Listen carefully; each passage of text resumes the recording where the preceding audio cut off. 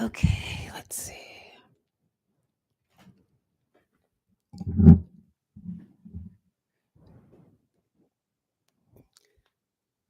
I think that's better.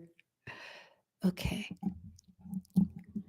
Good evening, ladies and gentlemen. I'm your host, Kiana Canada, and today we got a lot to get into, and I'm going to try and make it through this podcast or this vlog because my voice is kind of going out, and I don't know if it has to do with the weather, but it is. But before we get into today's topic, which is we're continuing on the International Day for the Prevention of Violent Extremism as and when conducive to terrorism. So we're continuing with that theme. And before we actually get into the topics that I want to discuss today, I first want to ask you to subscribe to this channel, like this video, share it, because I think that the information in this video is very important. And I think that it will enlighten you, and not only enlighten you, but probably enlighten others. We must be we must remember that just because videos like this are not pushed up in the algorithm does not mean that they don't hold importance. This is a very informative and academic based video. And so I think it's important for us to view these kind of videos. So for that reason, I'm asking that you actually like it, share it, and possibly push it up in the algorithm. And as an announcement, which is an announcement, just a moment. So, an announcement that I've been making in my videos for quite some time. So, lately I've been making these announcements. And so, if you don't understand, or if you're coming to understand, I am going through transnational repression. So, if you haven't been following my story, you haven't been following my activism, I am an American citizen. I'm going through transnational repression. Basically, what that is where countries reach across their borders to silence the dissent of their citizens. And they do this in a number of ways. And so, what I come to understand is that this has been done through digitally getting into an activist or journalist email accounts, or hacking into their social media accounts or into their devices to suppress the message that they are attempting to put out into the public. And that's something that has happened to me over the last 4 years. So I want you to be cognizant of that. And so if there are any disturbances that may arise in this video, and I'm not saying that there are going to be, but in the past there have been. If there are any disturbances that are arising in this video, I want you to understand that that's not my being lazy to edit out those disturbances. That is not anything wrong with the microphone or anything wrong with the webcam. This webcam that I'm using, the microphone that I'm using is brand new. And so if there are any disturbances within this particular video, that is likely attributed to cyber hackers. And so to reiterate, I'm not saying that that is something that will happen, but it's something that has happened in the past.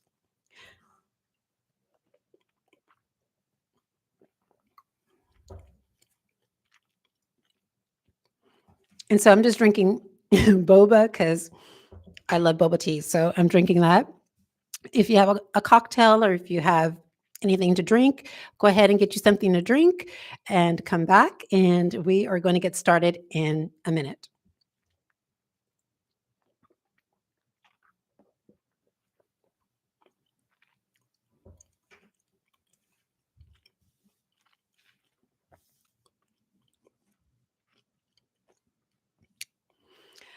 So, for the International Day for the Prevention of Violent Extremism, and as and when conducive to terrorism, what this resolution does is it invites all member states, including civil society, the private sector, academia, and the media to commemorate the International Day, including through educators, educational and public awareness campaigns, awareness raising activities, and to share best practices in this regard. And so this is probably going to be something I'm going to be attempting to do in this video, is to bring awareness to activities that are likely causing people to become radicalized within the United States. Now, I do want to issue a disclaimer. I'm going to be talking about some very sensitive stuff and issues in this video. And so when I talk about specific groups, I'm actually talking about those groups. I'm not talking about any other groups. And so if anyone watches this video and they have an emotion about what I'm talking about, I want to do my best to present the information accurately and impartially. And that is something that I am going to attempt to do. And so if you have any questions about what I am posting, what I'm talking about, feel free to reach out to me. I am open for a conversation. If you want to come on this show, I invite you to come on the show and talk about these topics. This is a very new YouTube channel, so it's less than 2 years old, and so there is not a lot of followership and a lot of ground that this YouTube channel has made, but it does talk about some very important issues. So if you do watch this and you do want to come onto this channel, I invite you to have a discussion. This is what this channel is about. It's about promoting dialogue so that we can actually talk about these very difficult issues. Ladies and gentlemen, if you have been following the headlines and my previous video that I have posted, we have been talking about violent extremism within the United States. And there were 2 attacks that happened in the United States, one in Las Vegas, and then there was another attack that happened in New Orleans. So there were two attacks that happened. And so usually when things like or atrocities, events like this happen, what the public often does is that we rely on the government to tell us what happened. We rely on the government to help us understand how an event or an incident like this could have occurred. And I think that that's admirable, and I think that that is normal. That's something that all citizens do. Like sometimes what we do is we turn to legacy media and we watch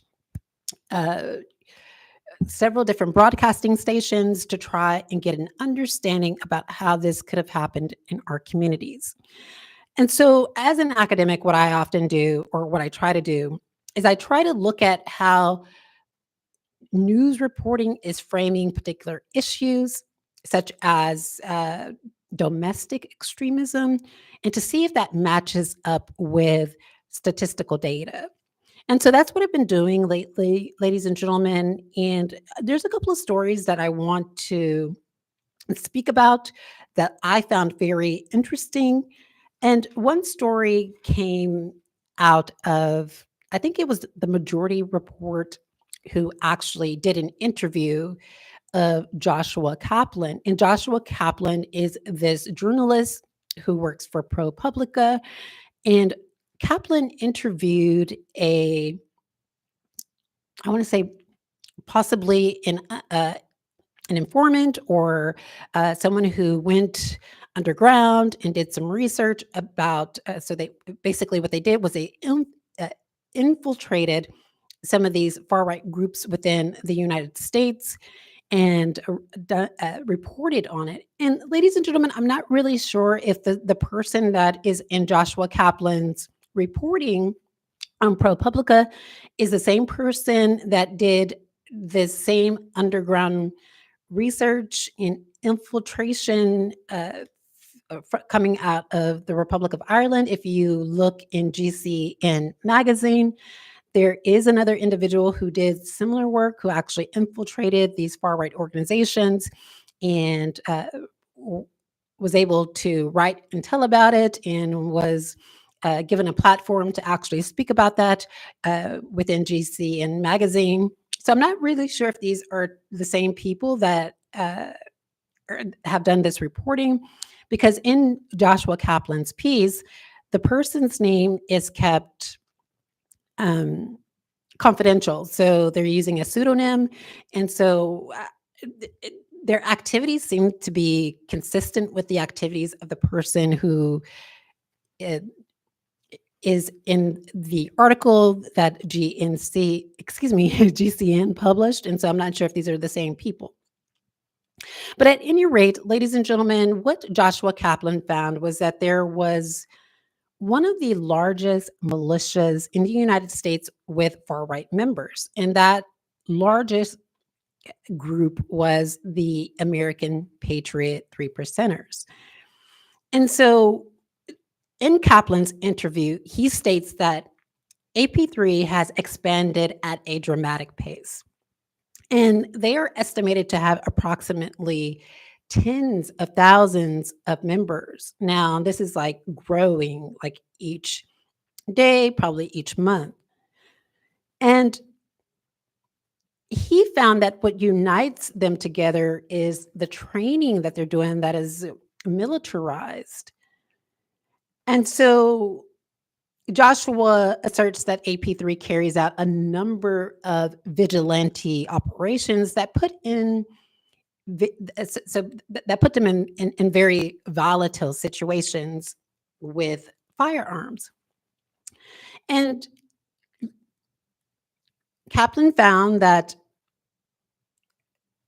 what gives AP3 a license for this extreme action, ladies and gentlemen, is that they have particular grievances that they feel that are unmet. So, for example, Kaplan asserts that this particular militia group is very upset about not having enough gun rights in the United States. And sometimes they are upset about COVID-19 and those restrictions. And that period of COVID-19 where there were a time where we were made to wear masks. And another example that Kaplan gives is that they have a grievance about reversed racism.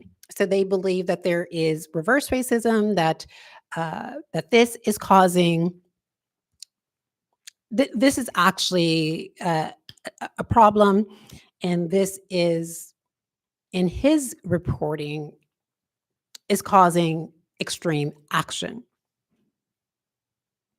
Now, Joshua Kaplan also found that members within the American Patriot Three Percenter group engages in cyber hacking activities and doxing journalists, human rights defenders.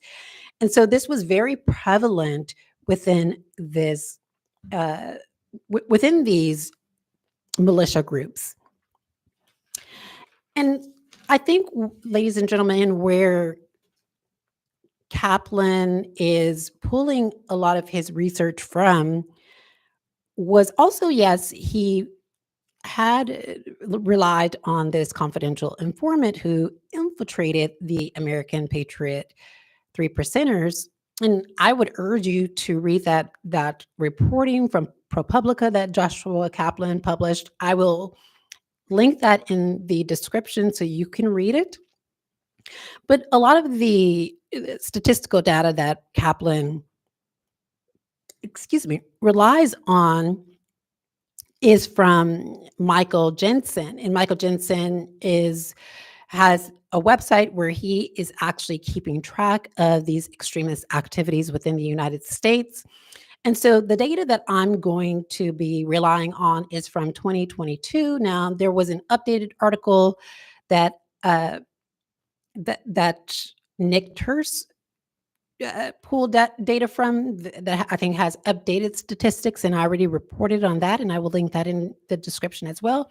But now I'm kind of going back in time to uh, I'm going back in time to review additional data to see, of course, if that data makes sense. Because as we know, the United States published some, excuse me, the United States actually was it so the U.S. media published some reportings. Was it reportings? So after these attacks, ladies and gentlemen, that happened in New Orleans, and not only in New Orleans, but in Las Vegas, we had the government that came out and was framing a particular narrative. And so that narrative is very inconsistent with what the statistics states, and there has been some inconsistencies. And so I raised that in the video that I published recently, that Wikipedia was also stating that there were a lot of inconsistencies. And so, for example, I'll tell you some of those inconsistencies.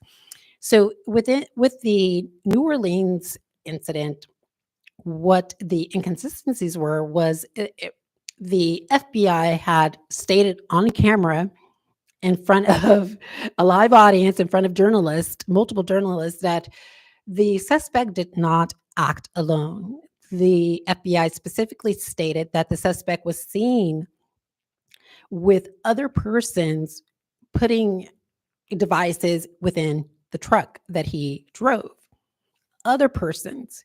And ladies and gentlemen, there is also a video that was published of law enforcement. There was a gentleman that was at the suspect's home, and law enforcement actually came to that home and was arresting that person. And so it was not immediately clear as to whether or not that person is involved. We haven't received any clarification on that.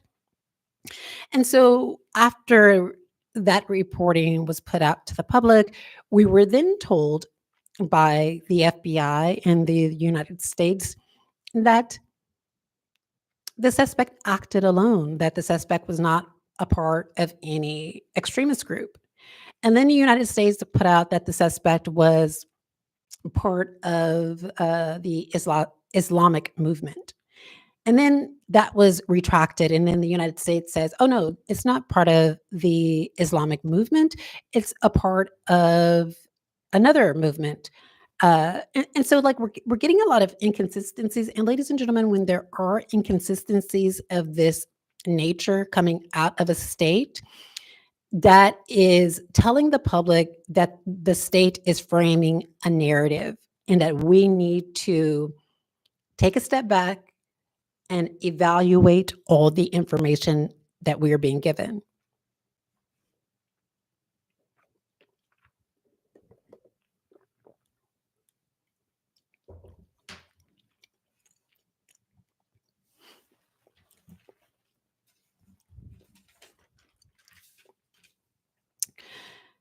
So Nick Turse reported that most casualty offenders with U.S. military background in Paris was 73.5% associated with far-right groups and movements.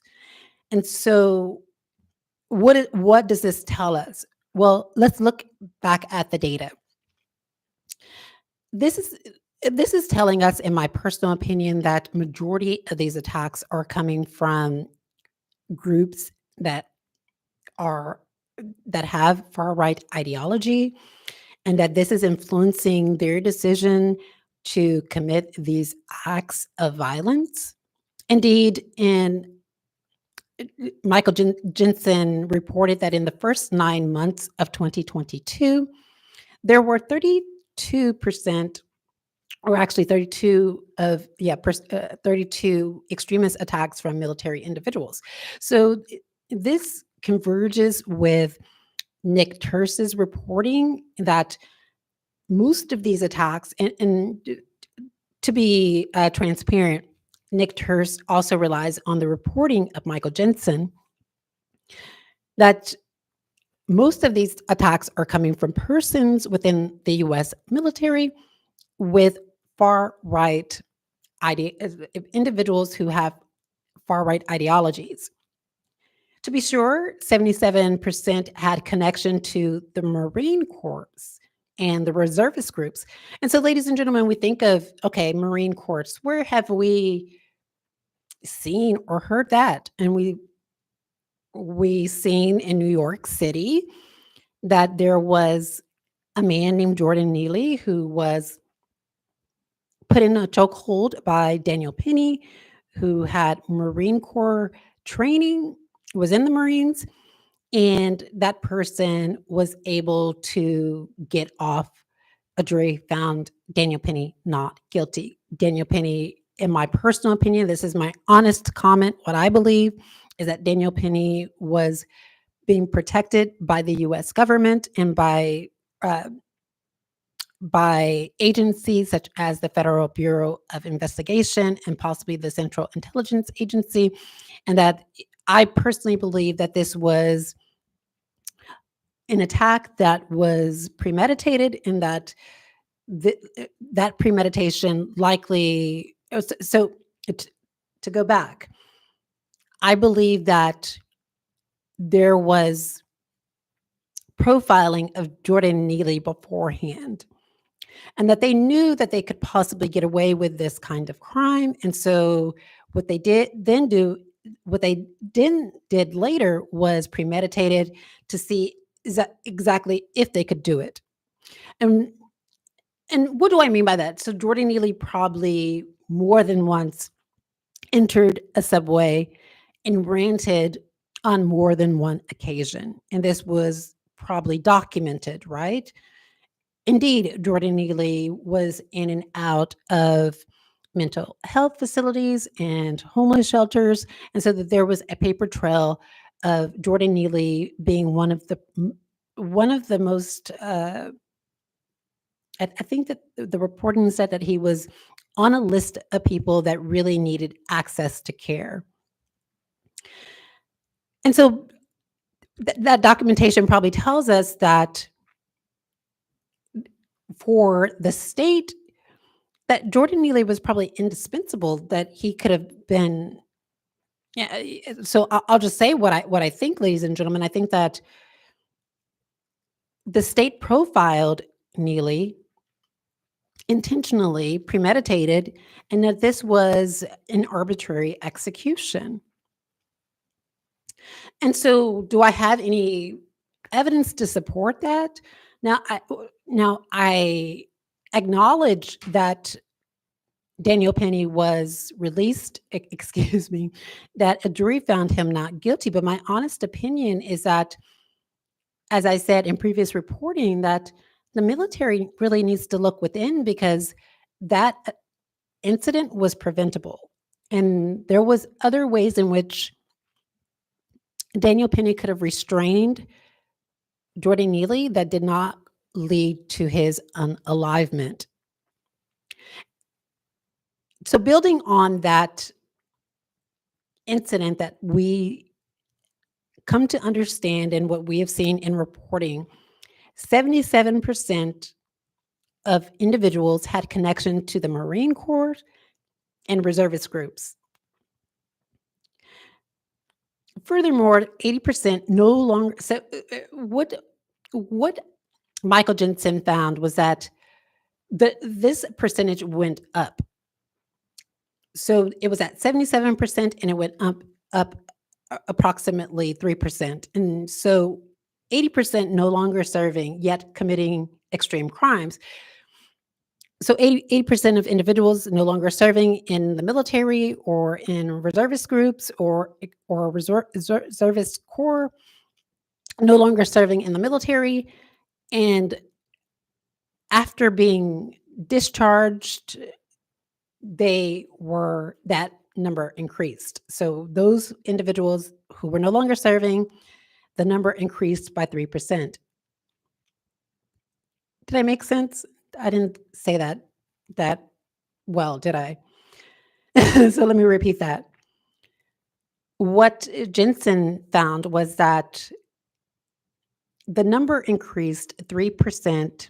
So there was an increase in extremist activities by individuals who were involved in military, that number increased once they were either discharged, whether they were discharged for good reasons or bad reasons, that once they were no longer in the military, they seen an increase in extremist activities from people in the military. Now, that makes Jensen also found that 49.7% were anti-government. And so what does anti-government, who is anti-government? Like, what is this research pointing to? Well, Jensen states that this number includes militias such as the three percenters. So, okay, Jensen's research is converging with the reporting of Joshua Kaplan, who is infiltrating this extremist group and reporting on their activities. And Michael Jessen states that these extremist activities are predominantly coming from groups such as the three percenters and the oath keepers. And this converges with the reporting of Joshua Kaplan, who reported that when he had infiltrated the three percenters, they were talking about committing extreme crime. Some said that they needed to take out their anger on the public, that they were actually trying to figure out a way to unalive people. But and the way in which they were doing this was that they were actually contacting sheriffs. So keep in mind that the three percenters had sheriffs in their back pockets, police officers in their back pockets, other law enforcement groups, departments in their back pockets that were telling them exactly how to get away with some of these activities. And to be fair, there were some law enforcement officers and sheriffs that did not respond because I think that they were more concerned about their own welfare and their job, and they didn't want to get caught up into these activities of this particular group.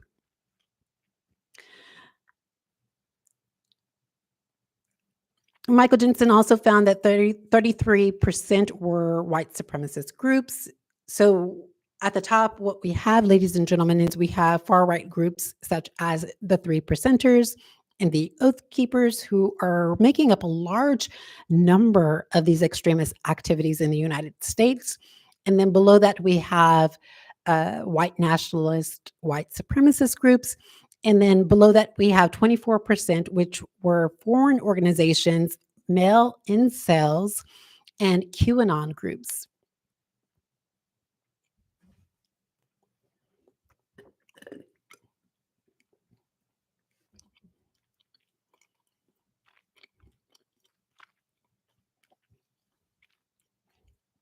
So, what do you think about that?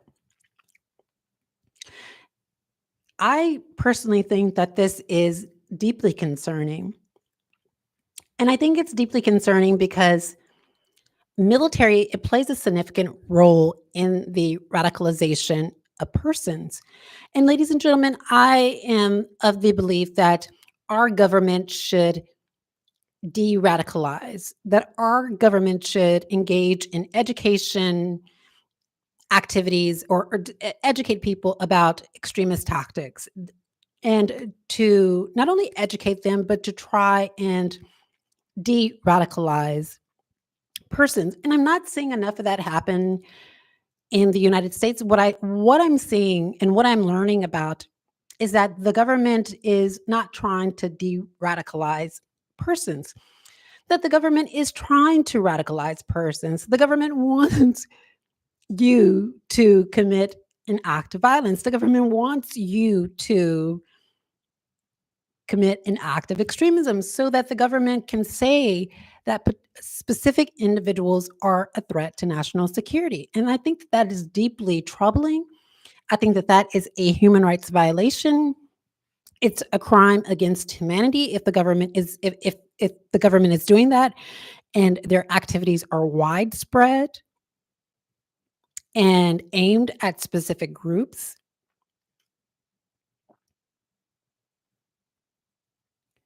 And so what I want to see the government do, ladies and persons, and I think that that's deeply disturbing. I want to see the government actually put into circulation programs, ladies and gentlemen, that are aimed at de-radicalizing persons. Because when we think about it, people get hurt by these particular activities. We've seen it time and time again. People get hurt, and that is not something that I want to see. I'm pretty sure that's not something that you want to see. And so I would like to see the government step in if there is a person that is. Now, I'm not arguing that people can't be radicalized. That's not what I'm arguing. And I'm not arguing that foreign countries don't radicalize individuals. But ladies and gentlemen, what we need to do is we need to realize that people are more likely not wanting to commit an extremist act. And if those people don't want to commit an extremist act, we don't need government pushing them to commit an extremist act. No, we need government to step in and one, educate them. Like the government has a lot of resources. Allocate resources to education and training. I'm pretty sure a lot of people would want to go through that. I'm not even engaged in extremist activities. And I would want to go through an educational program or training on how to identify when a person is becoming radicalized. Like they should create a course at the university for that. There should be free courses that the government is putting out. So instead of trying to radicalize citizens, ladies and gentlemen, instead of the government trying to radicalize a citizen or a foreign national, what the government should do is say, okay, let's create a program. This person, evidence shows that most people are radicalized, that how they're radicalized is online. And so if that is true, instead of covertly coming in and trying to push the person into radicalization, the government has the opportunity to approach that person in public or approach them and say, hey, what we've been doing is we've been evaluating your social media content and we found this. We're concerned that you are possibly being radicalized. Can you tell us like one, if you feel comfortable having this conversation, can you please let us know, like, if anyone is influencing you? Now, the citizen has the right as to whether or not they want to engage with the government. If they decline to engage with the government, fine. They can say no. And if they continue their activities and continue to uh, if they continue to look for opportunities to be radicalized and to commit violence, then the state just should step in. But the state shouldn't try and push vulnerable victims to be radicalized.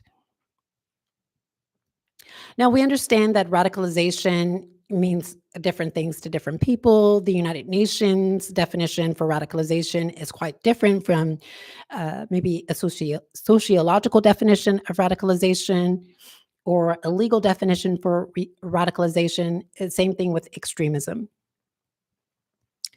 And because definitions are different, the interpretation is different for different people. But there is a consistency and a consensus that radicalization and extremism, both of these activities,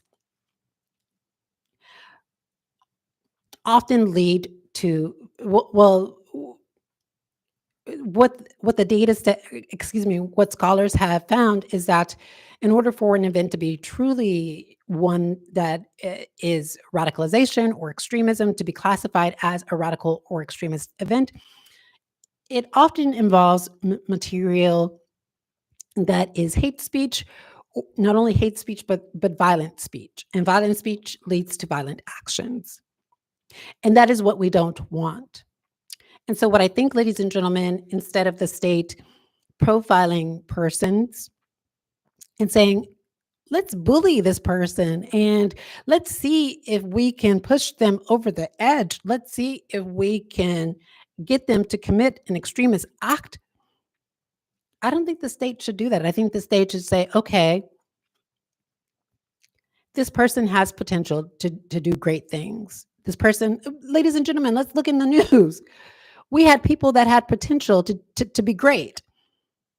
The Las Vegas suspect and the New Orleans suspect, both of these people had so much potential. And all it required was the government to step in and to be responsible and to say, hey, if you're going through something, we're here to help you. And we're here to ensure that you're safe and that you're okay. And we want to do everything in our power to make sure that you feel safe and that you feel okay. But I'm not seeing that. What I'm seeing is that the government is actually using its intelligence capacities to unlawfully surveil people so it can put out, so it can frame the narrative that people are really not perceiving events accurately, because we know that surveillance is often intrusive and covert, and it's difficult for the victim to, in most cases, uh, I guess authenticate is the word that I'm looking for. And so I'm deeply concerned about, these statistics that Michael Jessen has reported. I'm deeply concerned about the reporting from Joshua Kaplan. And I think our government must do more. It must do more. And it has, I will reiterate, the United States has the capacity to be a great nation. And ladies and gentlemen, I'm from the United States of America, and I know that people are saying that the United States is a great country, but not when it does this. Not when it profiles persons, pushes persons over the edge to commit an act of extremism so that it can frame the narrative that certain people are a menace to society or a threat to national security, or so that it can continue its surveillance state. The United States has a lot of potential to be a very good country. It is a large country with multiple states, and it needs to start leading by example. We're not hearing any other countries in the West, in the global North, doing this to their citizens. And so I want to see countries such as the United States, and I know that the Republic of Ireland is starting to follow in the footsteps of the United States with its persecution, but I want to see countries like the United States and the Republic of Ireland both be more responsible. Because, ladies and gentlemen, I'll tell you, I'm willing to bet you. Now, I haven't done the research on it, but I'm pretty sure someone else does, and I haven't took the time to research this, but maybe I will. Most people don't want to commit an act of extremism. I think that people are crying out for help sometimes. In certain cases, some people want to be heard. Some people have an issue that that they want to be resolved. And the state shouldn't capitalize on that. The state shouldn't say, okay, this person is depressed. This person is stressed. This person is having multiple problems. And so this is the perfect person that should be radicalized. No, the state should not do that. The state should jump in and say, these are indicators, possible indicators, and what can we do to prevent this? And the thing not to do, ladies and gentlemen, I will reiterate, the thing not to do is for intelligence agencies through cyber hackers, because again, remember, the reporting showed that, excuse me,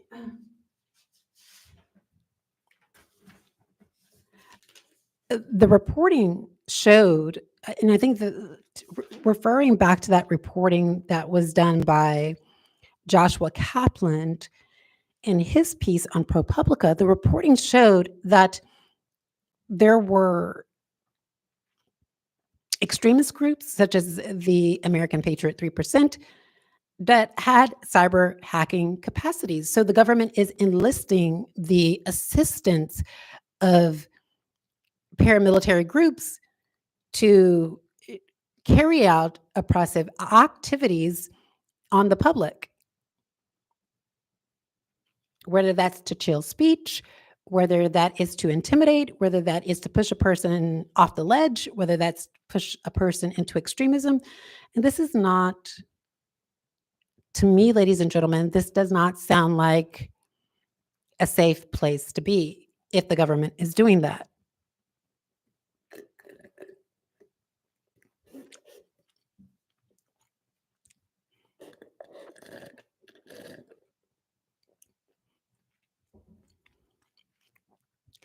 What that sounds like to me is totalitarianism.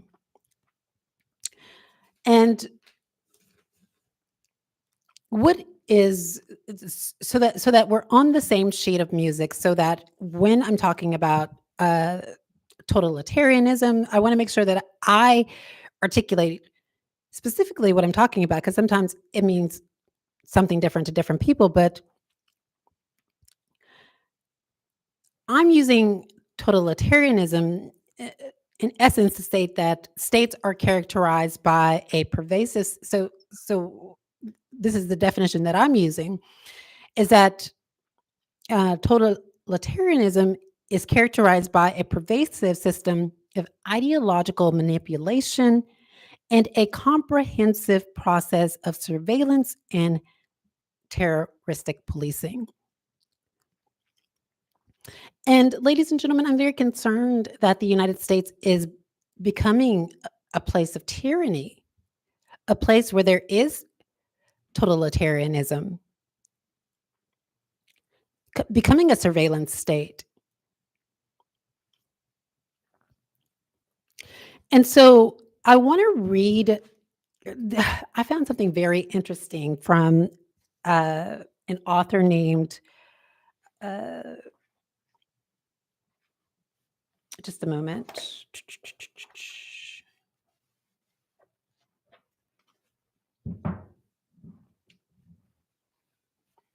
So that author was named Inkeles. Let me see if I can find my place because I lost my bookmarker.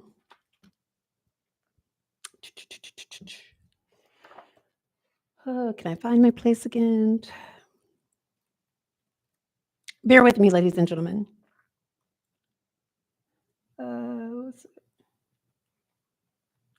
Okay, so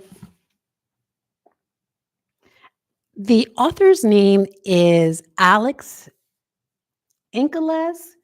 And so, okay, let's see. So the author name is Alex Inkeles, and Alex wrote a book called In Totalitarianism, and I think the chapter is called Totalitarian Mystique. And there was a very interesting, interesting passage in that book that I want to read. And I want you to think about what I'm about to read as I read it and to reflect on it.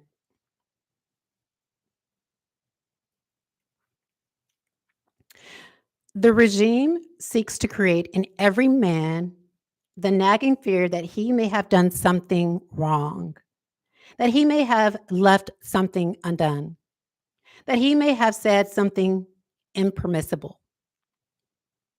It is an important part of the pattern that he be unable to find out exactly what it was that he had done wrong. So, ladies and gentlemen, when I'm reading this, this reminds me of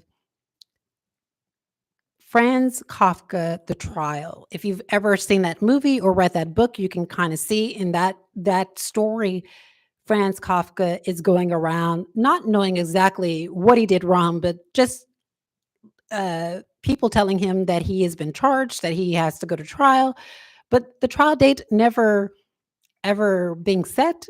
It's very ominous. And so let me continue. In this light, the studied ever to find out, or excuse me, in this light, the studied caprice of the terror and its impact on its actual victims may be seen in a new light. The non victim, looking at the actual victim, can never find out why the victim was victimized because there are different and contradictory reasons for different victims, and there may have been no reason for it at all. Let me read that again. The non victim, looking at the actual victim, can never find out why the victim was victimized because there are different and contradictory reasons for different victims, and there may have been no reason at all. The non victim thus becomes the prisoner of a vague uncertainty which nags at him. It is this nagging uncertainty in the non victim which the terror seeks to create. For it is a powerful force in making every man doubly watchful of his every step. It is a prophylactic in this extreme. It will make the citizen properly compulsive about saying correct things in public and saying them loud for all to hear, or almost as good. And sometimes it will teach him to say nothing in public. It will wake him up in the middle of the night to go back to his office to do his sums over again, to redraw his blueprint, and then to redraw again, to edit and then to edit again the article he is writing, to check and then recheck his machine again. Anxiety demands relief and compulsive reiteration of most common human patterns for handling of anxiety. It is this compulsive conformity which the totalitarian regime wants. It is this compulsive conformity which the totalitarian regime wants. It gets it as a derived benefit from the influence of terror on the non victim who puzzles over the reasons for the treatment of the victim. Anxiety has been institutionalized. So, ladies and gentlemen, what is that saying? That is saying that when we see lynchings in public space, so I'm getting off the subject, but when we see lynchings in public space, or we see people committing acts of extremism, such as in New Orleans or in Las Vegas, and the state is suppressing the information. For example, the state is scrubbing all their social media profiles and any content that is online, and actually jealously guarding that information. And the state is also not only doing that, ladies and gentlemen, but the state is also telling us or framing a particular narrative.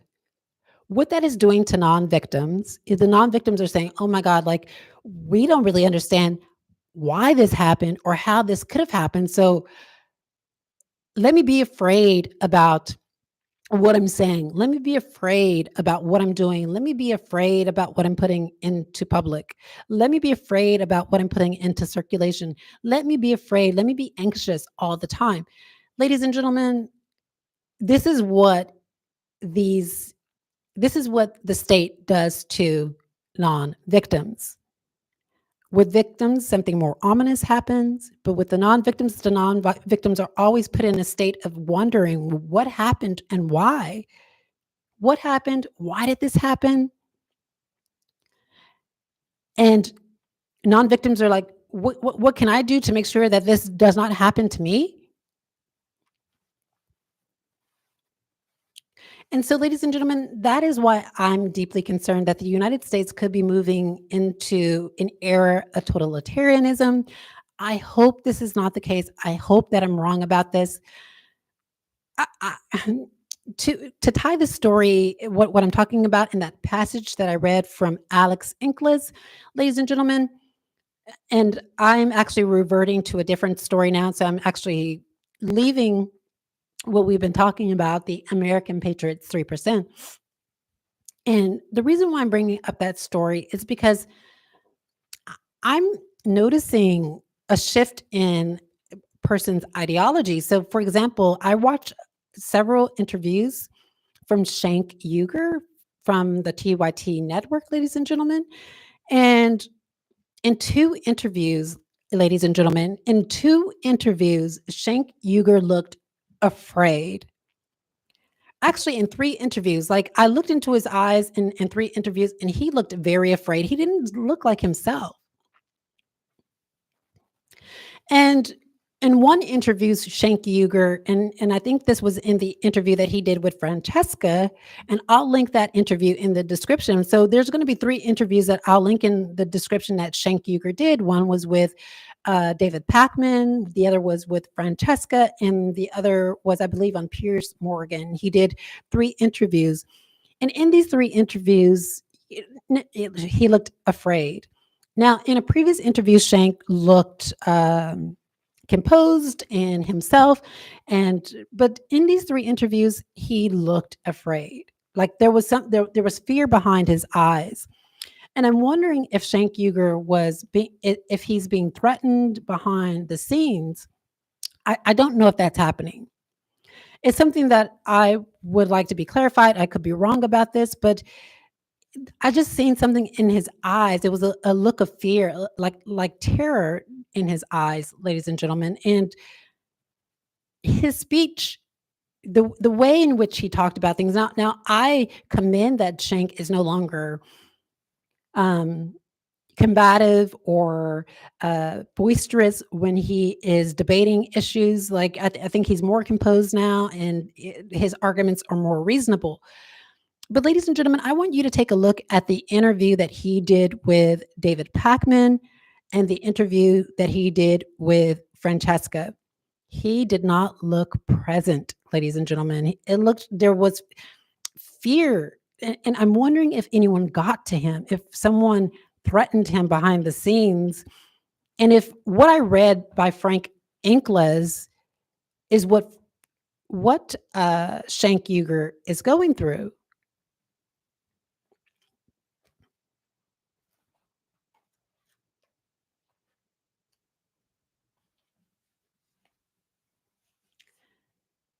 So to reiterate, I want to read that passage again, just a small portion of it.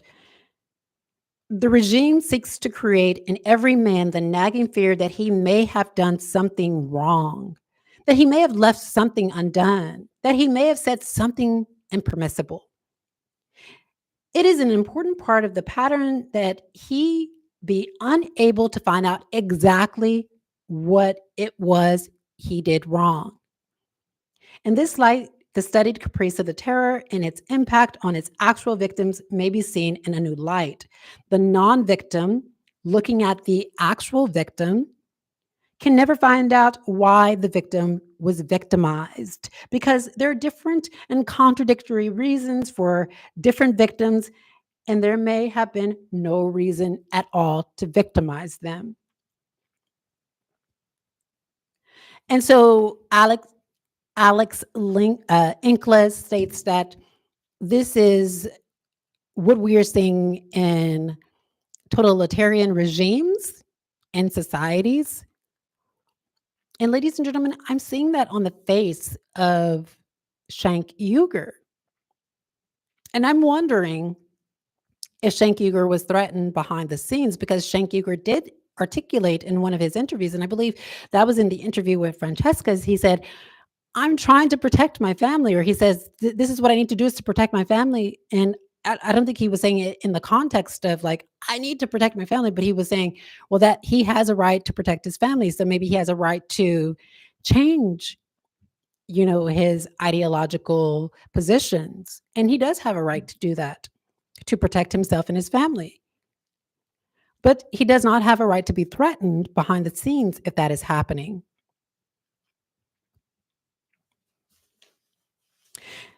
And so I want to leave you with this, ladies and gentlemen. Do you think that the American Patriot 3% is the most consequential and volatile social movement of our time? Do you think that the United States, and not only the United States, but other democracies can do more to educate the public about radicalization? Do you think that there needs to be more programs and courses that teach the public about radicalization? Do you think that the government should step in as, paternally in a paternalistic uh, manner to curb terroristic attacks, and doing so by just having conversations with people who may be radicalized? And do you think that the government should really act as a mother and father on this particular issue, and not uh, as an intelligence agency looking to push people over the edge? Do you think that the government should be more protective of its citizens in a way that it is actually going to the root cause of the problem, such as focusing on the groups that are actually maybe trying to recruit individuals who are impressionable and maybe subject to becoming radicalized? Like, what do you think? I think these are all good questions that I personally think warrants an answer. And I think that they're all good questions for debate. And there you have it, ladies and gentlemen. I'm your host, Kiana Canada. Remember that your likes and your shares, and if you subscribe to this channel, it's very appreciated. That these topics, I think, are important. It's important in human rights discourse, not only in human rights discourse, but in counterterrorism discourse. I think it's important for us to actually have these discussions and to probably sit on a panel to talk about these issues. That's something that I would love to do. I think that the government plays a major role in counterterrorism activities, and I think that the government could actually engage in counterterrorism a little bit differently to ensure that not only that they save the public, but they also save the person who is vulnerable to radicalization as well. And there you have it. We will talk to you next time. Bye bye.